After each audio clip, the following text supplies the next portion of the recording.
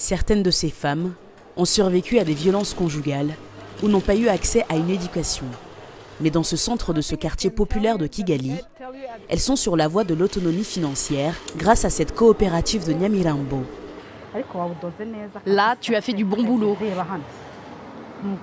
Mais attention à l'élastique, juste ici.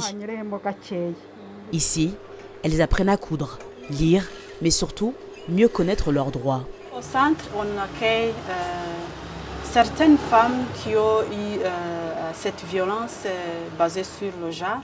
Le centre est ouvert pour ces femmes-là, pour les écouter, pour les conseiller et pour les enseigner leurs droits et pour les conduire aux autres autorités qui peuvent les aider. Depuis sa création en 2007, le centre a formé plus de 1300 femmes.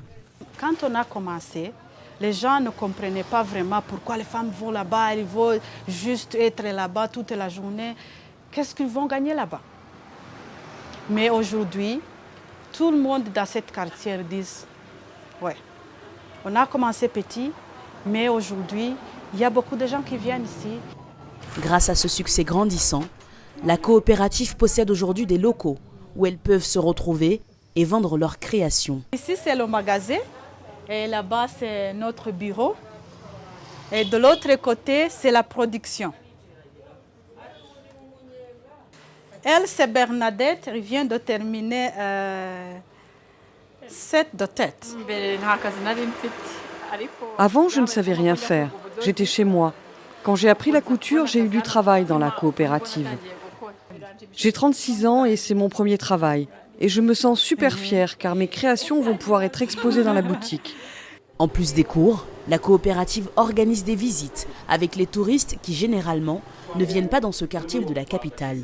Alright, so now we're going to start our tour into the neighborhood. Battle between people from Burundi. C'est dans ce quartier qu'a eu lieu la bataille entre les Burundais et les Rwandais.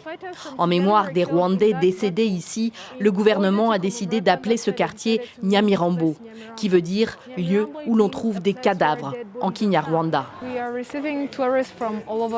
Nous recevons des touristes du monde entier. Les touristes, quand ils arrivent, ils vont voir les gratte-ciel du centre-ville, les parcs nationaux. Mais quand ils ont la chance de venir ici, ça les aide à voir comment les Rwandais vivent réellement. Grâce à toutes ces actions, aujourd'hui, elles sont 55 femmes à travailler à temps plein dans la coopérative de Nyamirambo.